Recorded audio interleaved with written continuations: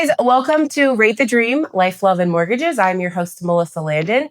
We are going to continue on our summer series, moving, organizing, all the fun stuff. I have Caroline Dockery here with me from Categorically Caroline, and she is going to discuss all the things organizational. Thanks for coming. Thank you so much for having me. It's an honor to be here. I am very intrigued by what you do. I met you this past January at the retreat. It was the first time I met you in person. And I know I had picked your brain a little bit, but I figured you would be a great interview to come and talk about getting organized. Yes. Because it's not just for moving. Correct. No organizing. I mean, I know getting organized when you move is something people need to do. They probably find more of a need. But I think if we all did it regularly. So tell me a little bit about yourself, your business, how you got into this. Yeah, great question. So I was a high school teacher before I became an organizer, and I taught English here in the DC metro area for about 10 years. And I've always been an organized person myself, an organized person as a teacher. That was a really important skill. And then when I left teaching, I was like, well, what am I going to do now? What is something I enjoy doing that I could still help people? So organizing was just a natural transition. So there are a lot of crossover skills between teaching and organizing. And as an organizer, I tend to work a lot of homes. So in people's homes, and anything from their attics to their basements to their kitchens and everything in between.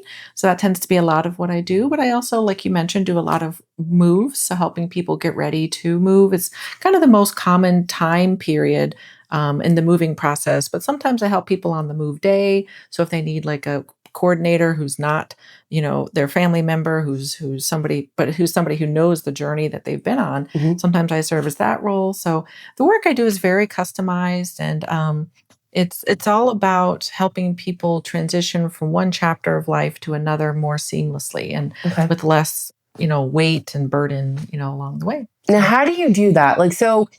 I'm very intrigued. When you go into someone's house, do some people have you do just a room? Or all of it, or So the answer is both. I would say 90% of people work incrementally, and they do start with one room. And then once we've got that room done, then we move on to the next room. On the other hand, some people want all of it done at one time, and they'll take off a week from work. They will plan way far in advance for the calendar, and we'll do their whole house in a week. And those types of folks, usually have a very clear vision of what they want to do. They have a very, very, what do you want to call it? Like strong approach to decluttering. They are like, I'm ready to declutter. So those types of folks, are less common, but definitely out there. So it just depends on what a person's ready for. Yeah. And when you walk into someone's room, we'll say an office. So we want to, how do you even, because now do you start? How do you know where to start, right? Because some of it, I think, like for me, I'll go with me. Like my biggest problem is I'm like, oh, but someone gave that to me, or what if I need that, or I mean, my shelves in my office at home are just it's the catch-all for I'm not really sure what I want to do with that. So how do you help people? Like, okay, we're gonna get rid of this. Like, how do you detach from the sentimentalness of something versus it's a pinch pot that your kid made, and we have 30 of those. I have lots of those too. Right. So the process always starts with reflecting, and we always start with getting some mental strategies down and really asking questions about goal setting and about long-term sustainability before we do any physical work. And kind of that conversation helps people get in the right mindset to think critically and think intentionally about their physical things, about their space, about how they operate in their space. So we typically spend anywhere from 20 to 45 minutes in the very beginning, kind of doing that mental mapping before we do any physical things. And then once we do choose a room to start in, then we pick a starting place, and people often say like, well, where do we start? Do we start here? Do we start there? It doesn't really matter where we start. And then I say it's good to work in one direction as we're processing in a space, so that we're not ping-ponging around up and down, left and right. And then we feel like our brain is ping-ponging around. So we just work in one direction. And a lot of times people find it takes longer than they anticipated. and that's because, like you just said, there are a lot of stories with their things, or things are symbolic. They have memories. We have to, have that talk with ourselves about what if I need it, or, whatever. So there's a lot of conversation and dialogue that goes into the process. So, yeah, so we just kind of work through incrementally in the space. And then, sometimes people need new products to store what they are keeping after they've decluttered, and they want to have a certain aesthetic, and they want to have a certain, new approach to the room, and they want to revitalize it. And other times people have products and we can repurpose what they already own. So like bins and stuff, like the baskets exactly. and stuff. Okay. Yep. Kind of the infrastructure. But yeah, then I like the final part, which is the labeling part. 'Cause the labeling part means like we're done with the heavy lifting, and now we're ready to just finalize, put the touches on the end. And what do we do with all the stuff that people don't want? Do we try to goodwill it, or try? I mean, I guess it depends on what the item is. Very much depends on what it is. Absolutely. I mean, some things are just not salvageable anymore, and they do have to go to the trash, unfortunately. Many things are donatable. So if he even has a little bit of life left in it, I try to donate it. And, most people don't really have a specific request as to where things go. So I tend to, do Goodwill or Salvation Army or something. But sometimes people will have like a certain nonprofit that they want things to go to, like House of Mercy is really great. So it just depends on that kind of thing. And some things are able to be sold, believe it or not. Sometimes people don't know what they have, and they'll have something really interesting, and I'll say, there could be a collector for this. So I know a lot of people who are direct buyers for certain types of collectibles and things like that. So it just depends on what it is. Nice. Yeah. So to shift a little bit to moving, when you are coming over to help someone declutter or pack to move, and we decide what we're keeping and what we're not, how would we start there? I mean, when you want us to go through and pack, what's the easiest way to do that? Are we going to do it by category, by room type? How do you start that? Is it kind of same process? You're like, okay, we go top to bottom of what we really need. Yeah. So I always tell people, you want to declutter before you pack. You don't want to pay to pack clutter. You don't want to have to unpack clutter. You want to have to transport clutter. So I always tell them, invest in time decluttering first. And then as far as packing goes, typically room by room makes the most sense. Sometimes people will pack a little bit differently based on the rooms that they're going into. So like you might be going from a smaller house to a bigger house, and your bigger house will have, like for example, you go from a townhouse that does not have a garage to a single family that does have a garage. Then you might have some things that you'll label as garage in the future. But for the most part, most people just pack room by room. And then it's important to, have the signage on all sides of the box, so that when the movers are taking the boxes in, then you can easily read, where it came from, where it's going. And I mean, color coding systems are sometimes helpful too, and putting up signage in the new place, and just kind of cutting down on the questions on move day, because it's already so frantic and so much. So it almost would be beneficial to, before we even are listing our house, if we own a house, well, even if you're renting, but even if you're listed, because a lot of time we have stagers that come in, listing agent comes in and helps you. So that would also be a good time for you to come in. Yes. Because a lot of times now people are selling houses, the agents are coming in or the stagers come in, and you're packing all your personal items, right? You're making the house look open and less personalized. So when the other family comes in, they can envision their stuff. So it actually would be a great time for you to come in and kind of help them say, okay, what are we going to keep? What are we not going to keep? We don't need this. If we're downsizing, definitely what we can get rid of. Right. Okay. I think the organizing part of the move puzzle is probably one of the more time-consuming parts, because of the sorting and because of the processing that's involved in decluttering. You can't just back up a dumpster and throw everything in it. So, although I'm tempted to do that at my house several times. Yes, I have told my husband, I'm like, so we just need a dumpster so I can just throw it all in there and get rid of all this stuff I don't need. So liberating, just throwing it in there. Yes, but I think that's a great idea, and I've done that sometimes with folks, and I've been one of the several people who have come at the same time, and we look at it through different lenses, and we all provide related but different services. So that's a great idea, is to bring an organizer if you know that you're going to need to have help in that part of the process. Especially for folks that have lived in homes for decades. Well, and we do see a lot of that. I mean, I think part of the area and just the time, but as of late, I am helping a lot of clients that are selling and downsizing, right? Their kids are growing. We don't need this big space, but they do have all this stuff that won't fit in their, their little townhouse or condo, or they just decide they don't need it anymore. So yeah. It can be very emotional, to reflect on all the memories, to reflect on, the uncertainty of the future and this new chapter that you're going into. So it can be, it's kinder to give yourself a longer runway than you might think you need, because then you're not going to feel the added pressure, of the timeline in addition to the decision and the emotional side of things. And moving, especially around here in Northern Virginia, it goes so quickly. I mean, by the time you put your house on the market, it's typically quick, right? You get an offer within a couple of weeks. It used to be days. Now it's within a couple of weeks. And then finding a new one, and it's so short term, like you don't have a whole lot of time. And most people end up just throwing all their junk drawer stuff in a junk drawer box, and it goes into the new junk drawer at the new house. You're like, instead of like, what is this? Go sorting through this. We were sorting through them the other day, and I'm like, we don't even have bottles anymore. And it was like the screw part. I'm like, oh, I really need to organize mine. Yep, you're right. It's a fast process, and oftentimes it can be overwhelming if you're not anticipating it. Yeah. So.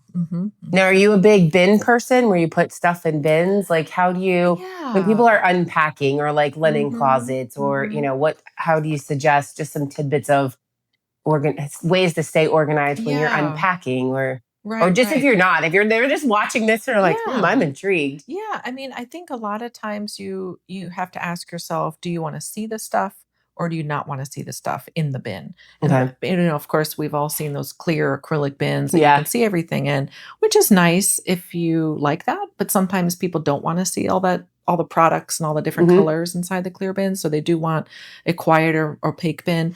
And that's where labels come in. So personally, I like the more of the opaque look with like a label on it. It feels more subdued and kind of just a little more quiet visually for me, but everybody's different. Sometimes it depends on, like, does your storage space have a door?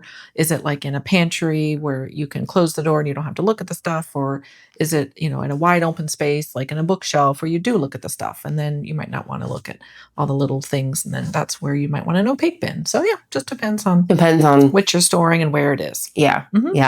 We recently organized our pantry, and we did the clear bins. Obviously you could see, but we put snacks. I have 4 kids. So, our pantry floor always had the big boxes from Costco or BJ's with all the snacks. And my daughter's very organized. She's very organized. I'm not nearly as much. I like to keep things. I'm not hoarder status, but I definitely am like, I might need that at some point. But she did our pantry and put everything clear bins. I'm like, oh, this is amazing. Yeah. It does. It's a sense of relief. It is. Yeah, relief, because you can find what you have. You know how much you have. Yes. You don't have to overbuy. You don't have to buy duplicates. Yeah, it is just this light feeling knowing that your space is organized. And there's just so much stuff gift-wise probably we've been given over the years of things that we just keep and don't need. And the amount of candles that I have at my house, or just, the body sprays and the lotions underneath my kitchen or my bathroom sink, like all those things. I'm like, gosh, think of all the money we could have saved too over the years of, do we have that or do we not have that? And I think culturally, there's a lot of shift toward more experiential gifting now. And instead of buying an item, people will buy, an event or an experience for somebody else, or they'll buy consumable things that, like food or something else that a person can use up, more quickly than like a trinket or something. So that's a very common experience, is that people are like, well, what do I do? What do I do with all these little doodahs I have everywhere? Or kid toys. Oh yeah, kid toys. Kid toys are hard. We do our playroom every once in a while, and I'm like, I have bins. I do have everything in bins and hidden in shelves, but I'm like, they don't even know half these toys. We don't even play with them. So I'm like, do we really even need them? Right, exactly. And oftentimes there's this term called clutter blindness, where people sometimes just look past the clutter. And kids can sometimes not even know what they have, because there's just too many things to pick from Yeah. in their field of vision. So if you kind of reduce what's in their field of vision, then they tend to enjoy what they have more and play with it more. So, yeah. Well, and at least at my house, as I get older, Barbie now comes with 800,000 pieces, and all the little pieces just go in one big bin, and then the bin gets put away, and we just play with the Barbie. So I'm like, do we even need the little pieces? I think all the time, all the stuff in my house is different, but I cringe if we ever have to move or we ever decide to move, because I was like, I would definitely, I could benefit from you coming right now and being like, okay, friend, do we need all of these? SOS. All of it. So. I know. So any tips when you get into your house, and same thing when you unpack? I mean, do we need 32 towels? Do we need? Yeah, no. What's the thing people tend to hoard the most? Oh boy, that's an interesting question. I would say clothing tends to be a tricky topic for a lot of people. And of course, clothing is very symbolic and clothing is very imbued with memories. So that's understandable. But sometimes people will have, 27 pairs of pants, or they'll have 40 shirts. And, there are little tricks that you can employ, like turning the hangers around or turning the clothes inside out and kind of gauge, how long have those clothes been like that? And that can be an indicator of how long it's been since you've worn something. But generally speaking, if you have enough clothes to last you through the week or 2 weeks, that's a pretty good number of clothing items. So, something to think about. I never force anybody to get rid of anything they don't want to, but I do want them to identify why they're keeping something. So as long as you have a reason, and as long as that reason makes sense to you and you can verbalize it, that's great. But, and that tends to be helpful. Sometimes people will say, well, if I have 5 of these, or they'll have 6 of something, I'll say, well, then keep 3 out of the 6. 3 out of the 6 is better than 6 out of the 6. So sometimes we have to kind of negotiate with ourselves and just say, well, if I have a finite amount of space, and I want the freedom of the white space instead of the stuff in the space, then, mathematically we have to, reduce and subtract. Sometimes we'll even do square footage of places, and we'll say, okay, we have this many, these are the dimensions. Yeah. And any given space should not be more than 80% full at any time. So once it reaches beyond that 80% threshold, that's when we start to feel a little crowded and we start to feel a little suffocated. So I sometimes tell people that. And so that'll just depending on that person's learning style, like whether they're a visual or mathematical or an auditory learner, we can tailor, our delivery to that person's learning style. So going back to you being a teacher, really correlate the two together. So true. Because it's habit, right? The way we hoard stuff or collect stuff or keep stuff is it's mental. Yeah, right.